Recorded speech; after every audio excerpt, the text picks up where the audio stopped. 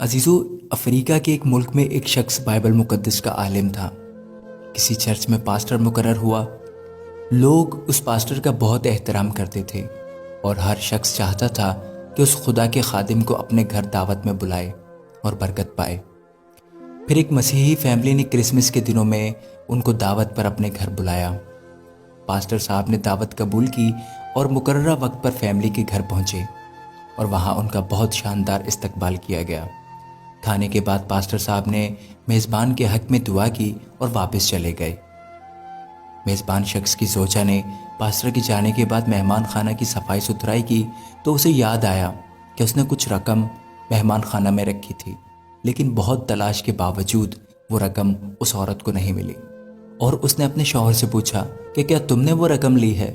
شوہر نے جواب دیا نہیں، اور پھر اس نے یہ بات شوہر کو بتا دی کہ پاسٹر کے علاوہ کوئی دوسرا فرد ہمارے گھر نہیں آیا اور ہمارا بچہ بھی دوسرے کمرے میں تھا، اور جھولے میں رہنے والا اتنا چھوٹا سا بچہ چوری نہیں کر سکتا۔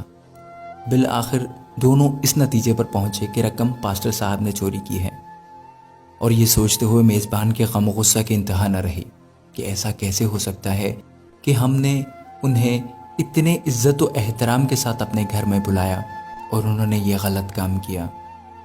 اس شخص کو مسیحی قوم کے لیے نمونہ عمل ہونا چاہیے تھا، نہ کہ چور ڈکیت۔ غم و غصہ کے باوجود اس شخص نے حیا کے مارے اس بات کو چھپا لیا، لیکن دل ہی دل میں نفرت رکھتے ہوئے پاسٹر سے دور دور رہنے لگا تاکہ سلام دعا نہ کرنی پڑے۔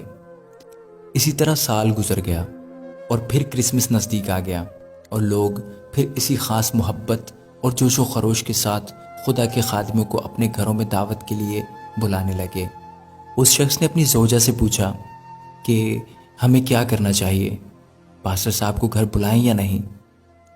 زوجہ نے کہا بلانا چاہیے، کیونکہ ممکن ہے مجبوری کے عالم میں انہوں نے وہ رقم اٹھائی ہو۔ ہم انہیں معاف کر دیتے ہیں تاکہ خدا باپ بھی ہمارے گناہوں کو معاف کرے۔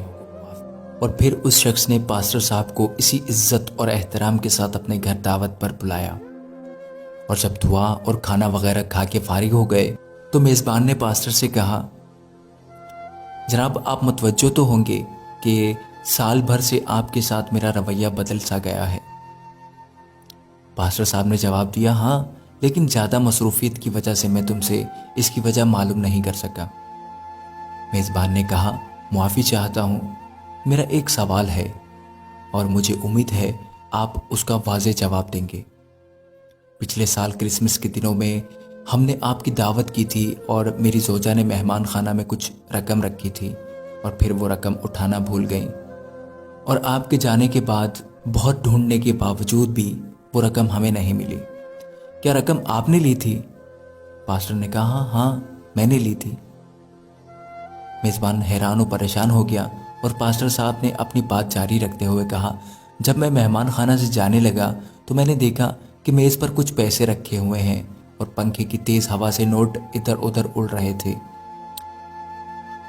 لہٰذا میں نے وہ نوٹ جمع کیے اور میں وہ رقم فرش کے نیچے یا کہیں اور نہیں رکھ سکا کہ ایسا نہ ہو کہ وہ رقم تم ڈھونڈ نہ سکو اور پریشان ہو جاؤ۔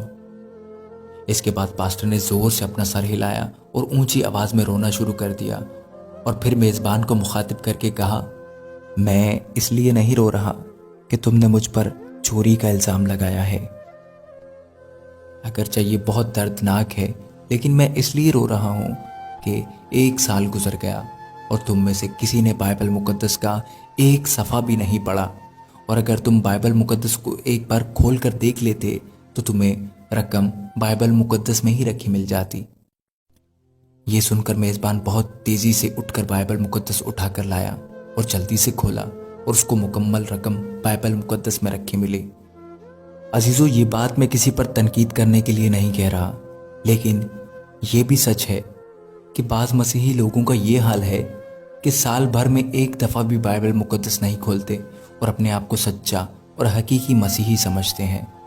عزیزو، میں دعا کرتا ہوں کہ خداوند ہم سب کو کلام مقدس کو پڑھنے اور اس کو سمجھنے اور اس پر عمل کرنے کی توفیق عطا فرمائے۔ آمین۔ God bless you all.